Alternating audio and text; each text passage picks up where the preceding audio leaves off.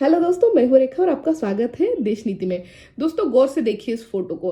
हाँ, ये वही रवीश कुमार जी है जिन्होंने एक बार कहा था कि अगर पत्रकार नेता के साथ फोटो खिंचवाएगा तो उस नेता से सवाल कौन पूछेगा।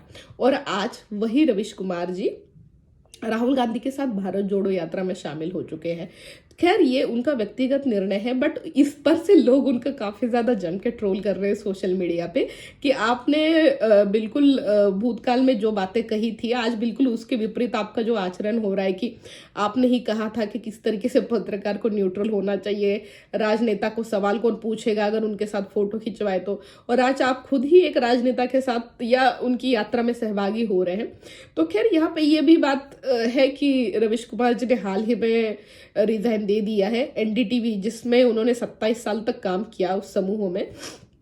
तो वहां से उन्होंने हाल ही में रिजाइन दिया है।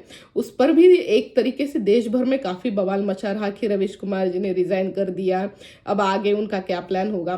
तो एक तरीके से यहाँ ये भी देखना पड़ेगा दोस्तों कि रवीश कुमार जी की एक तरीके से उनके चाहने वाले भी बहुत है और उनको ट्रोल करने वाले, या एक तरीके से कहा जाए कि उनको नापसंद करने वाले लोग भी बहुत हैं।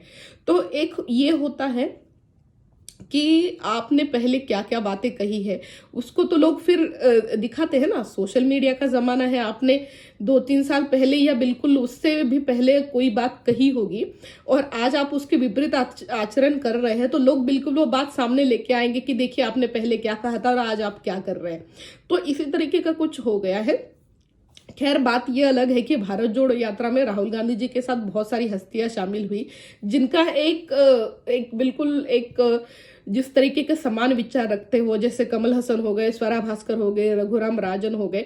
मतलब ये कह लीजिए कि बहुत सारे लोग, ये इनका एक जो ग्रुप है कि हमेशा एक तरीके से सरकार की जो आज की सरकार की, मोदी सरकार की जो नीतियां रही है, जो निर्णय रहे हैं, उनके खिलाफ इन लोगों ने हमेशा एक कहा जा सकता है कि क्रिटिकल रहे हैं ये लोग, या उन्होंने टीका टिप्पणियां इस सरकार पे की है। और रवीश कुमार तो इन सब में इस पायदान पे सबसे पहले आते हैं।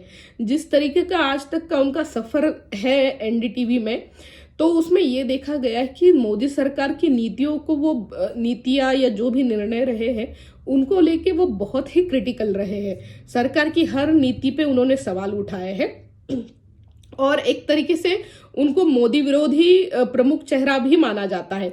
विपक्ष का नहीं या किसी राजनीतिक पार्टी का नहीं, पर हाँ, मोदी विरोधियों के जो कुछ गिने चुने चेहरे, उनमें उनको भी एक प्रमुख चेहरा माना जाता है।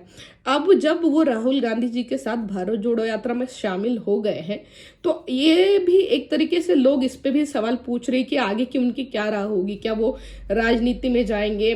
तो राजनीति में अगर वो जाते भी है तो कौन सी पार्टी के साथ जाएंगे, या जो भी रहा होगा। एक तरीके से ये कांग्रेस के लिए तो उनका और एनडीटीवी का भी एक तरीके से एक सॉफ्ट कॉर्नर रहा है हमेशा।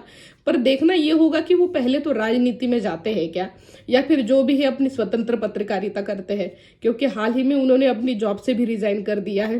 पर हाँ, ये बात तो है कि मोदी सरकार अगर 2024 में भी फिर से चुन के आती है, जिसके चांसेस ज्यादा है, तो मोदी सरकार की हर नीतियों पे जिस तरीके से वो पिछले 8-9 साल में क्रिटिकल रहे हैं, आने वाले फ्यूचर में भी इस सरकार की नीतियों पे वो फिर से क्रिटिकल रहेंगे अगर मोदी सरकार फिर से सत्ता में वापस आती है तो। पर ये बात तो यहाँ पे पक्की साबित हो गई कि जो कहा था रवीश कुमार जी ने पहले, उस पे वो खरे नहीं उतरे। और एक तरीके से लोग इस बात को लेकर उनको जम के ट्रोल कर रहे हैं कि राहुल गांधी जी के साथ वो भारत जोड़ो यात्रा में शामिल हुए। तो दोस्तों, आपको मेरा ये विश्लेषण कैसा लगा?